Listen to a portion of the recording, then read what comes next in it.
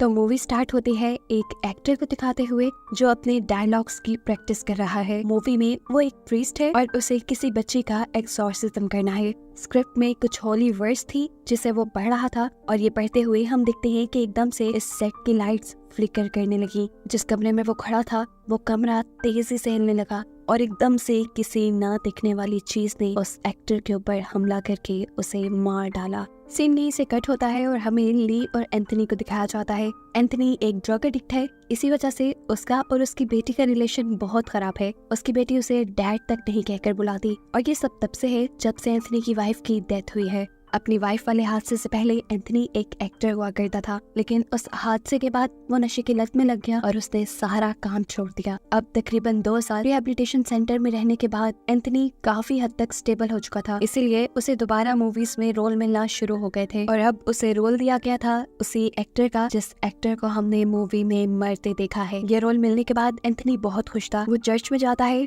और कन्फेस करता है उसने अपनी लाइफ में बहुत सारी गड़बड़ियां करती थी। अपनी वाइफ के मरने के बाद उसने अपनी फैमिली खराब कर दी, नशे में पड़कर अपनी बेटी से वो दूर हो गया, लेकिन अब वो सब ठीक करना चाहता था। वो पहले की तरह काम करके अपनी बेटी के करीब आना चाहता था और साथ ही अपनी वाइफ की सोल को सुकून देना चाहता था। एंथनी अब घर आता है जहाँ वो और ली काम के बारे में बात करते हैं। ली के पास भी कोई जॉब नहीं थी, इसीलिए वो अपने डैड गिनी एंथनी की पर्सनल असिस्टेंट बन गई। फिर अब शूटिंग स्टार्ट हो जाती है। ली शूटिंग पे अपने डैड के साथ आया करती थी, जहाँ उसे मूवी की लीड कैरेक्टर ब्लेक भी मिली, जिसके साथ उसकी अच्छी खासी दोस्ती हो गई। ब्लेक उसे ये पूरा सेट दिखाती है और ये लोग जब एक जगह से गुजरते हैं जहाँ 2 रोबोट्स रखे हुए थे तो ली को देखते ही एक रोबोट अजीब तरह से स्पार्क करने लगा। खैर शूटिंग अब शुरू हो जाती है और एंथनी शूटिंग से पहले शूटिंग सेट पर मौजूद टूरिस्ट से अपने कैरेक्टर के बारे में कुछ बातें करता है। ये लोग जब बाइबल की कुछ वर्स के बारे में बातें कर रहे थे तो हमने नोटिस किया कि एंथनी की नाक से खून आने लगा, लेकिन एंथनी ने इस बात को नजरअंदाज कर दिया, ये समझते हुए कि ये उसकी मेडिसिन का साइड इफेक्ट हो सकता है। आज की सीन्स काफी अच्छे से कवर हो जाती है, जिसके बाद ली और एंथनी अपने घर आ जाते हैं। आधी रात में ली जब अपना फोन यूज कर रही थी तो तब उसे अपने लॉन्च में से अजीब किसी चीज के खड़कने की आवाज आई और जब चेक करने गई तो दूसरे कमरे का दरवाजा लॉक था। तभी उसके किचन का नल किसी ने ऑन कर दिया। जैसे ही उसने किचन में जाकर नल बंद किया तो उसे लॉक खुलने की आवाज आई। वो दरवाजा अब खुल चुका था जो पहले लॉक था और अंदर कोई भी नहीं था। वो इन सब चीजों को इग्नोर करके अपने रूम में जाने ही वाली थी, लेकिन तभी उसे एंथनी यानी उसके डैड कॉरिडोर में खड़े दिखाई दिए। ली उसके पास गई, वो कुछ बड़बड़ा रहा था। ली उसे पकड़ कर झंझोड़ देती है, जिसकी वजह से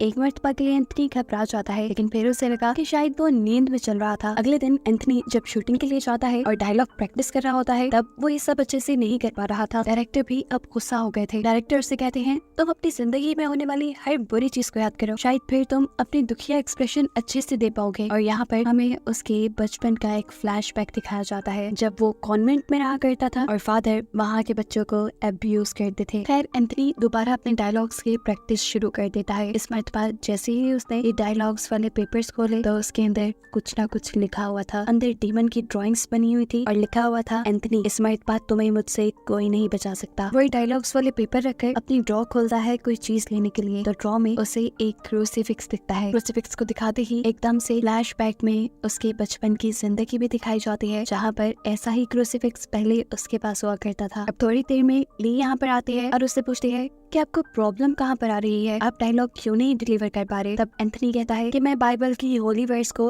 एज डायलॉग डिलीवर नहीं कर पा रहा। जवाब में वो कहती है ऐसा इसलिए है कि आपका गॉड के ऊपर बिलीव थोड़ा कम है, आप गॉड पे बिलीव करें और अपने पे भी, ये काम आपको आसान लगेगा। ये सुनकर वो उठता है, उठते ही उसे चक्कर आने लगे थे। वो ली से कहता है मुझे अपने रूम में जाकर आराम करना चाहिए। ली के हामी सर हिलाने पर वो यहाँ से चला तो गया, लेकिन अपने रूम में नहीं बल्कि बेसमेंट में। ये बात ली को भी अजीब लगी। ली ने उसका पीछा किया। बेसमेंट के वॉशरूम से कुछ आवाजें आ रही थी। चुपके से ली ये सब कुछ रिकॉर्ड करने लगती है और एकदम से उसका फोन गिर जाता है। जैसे ही वो उठाते हैं तो अब उसके डैड उसके सामने थे, नहाते हुए। वो वहीं पे उसी के सामने यूरिन भी कर देते हैं। ली इन सब चीजों से घबरा जाती है क्योंकि अब एंथनी की आंखें भी बिल्कुल वाइट हो गई थी, जैसे किसी ने उसे पोसेस कर दिया हो और वो इवल नजरों से ली को देख रहा था। तेजी से वो वहाँ से ऊपर चला जाता है और ऊपर जाने के बावजूद भी वो ली को ऐसे ही अजीब नजरों से देखता रहा। ऊपर जाकर जैसे ली को होश आ गया था वो अब अपने वॉशरूम में जाकर शॉवर लेता है और ली उसके पीछे जाकर चिल्लाती रह जाती है आपने मेडिसिन चेंज की है ना, ये उसका साइड इफेक्ट है, आपको जल्दी डॉक्टर के पास जाना चाहिए। इस टाइम एंथनी उसकी बातों को इग्नोर कर रहा था,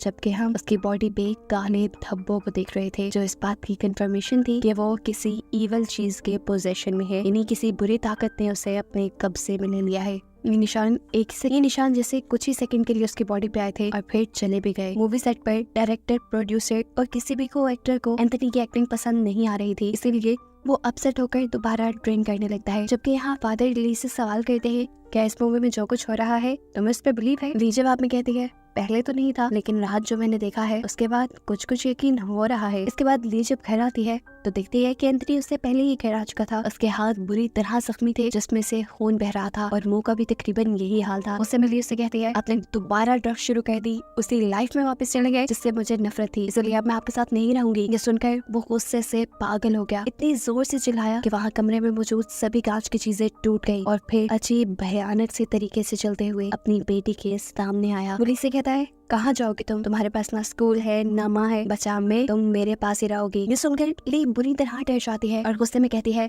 एंथनी दूर रहो मुझसे। इसके जवाब में वो कहता है, एंथनी नहीं हूँ मैं। ली बहुत ही ज्यादा डर चुकी थी। वो अगले दिन शूटिंग के सेट पर जाकर फादर से मिलती है और फादर को एंथनी की सारी सिचुएशन बता देती है। एंथनी अब रातों को वॉशरूम में कुछ न कुछ बोलता भी था जो उसने रिकॉर्ड किया हुआ था। फादर जब ये सुनते हैं तो वो खुद भी घबरा जाते हैं, क्योंकि ये मामला बहुत बड़ा था। इस रिकॉर्डिंग में एंथनी खुद डीमन मुलॉक को बुला रहा था और ये काफी खतरे की बात थी। फादर ली से कहते हैं, तुम अपने घर चली जाओ, मैं कुछ भी करने से पहले डीमन मुलॉक और एंथनी के ऊपर और रिसर्च करना चाहता हूँ। रात में दिखाया जाता है जब फादर डीमन मुलॉक के ऊपर रिसर्च कर रहे थे, तब एंथनी बुरी तरह तड़प रहा था और यहाँ खुद फादर के इर्द गिर्द भी अजीब सी एनर्जी उन्हें महसूस होने लगी थी। यहाँ पर एंथनी की लाइफ का एक फ्लैशबैक दिखाया जाता है जहाँ पर वो बच्चा था, वो फादर के रूम में गया था और फादर ने उसे अब्यूज किया था। अब शूटिंग का टाइम भी हो चुका था। एंथनी अपने डायलॉग्स बोलने की कोशिश करता है, लेकिन उसकी एक्टिंग में इतना मजा था ही नहीं। सारे उसे टोक देते हैं और इस चीज से एंथनी को गुस्सा आ जाता है। उसके हाथ में पकड़ा हुआ क्रूसिफिक्स वो फेंक देता है और तेजी से स्टेयर्स की रेलिंग पे हाथ मारते हुए नीचे उतरता है। उसकी आंखें बिल्कुल वाइट हो चुकी थी, ऐसे जैसे किसी चीज ने उसे पोसेस कर लिया हो। स्टेयर्स से नीचे उतरते ही अजीब तरीके से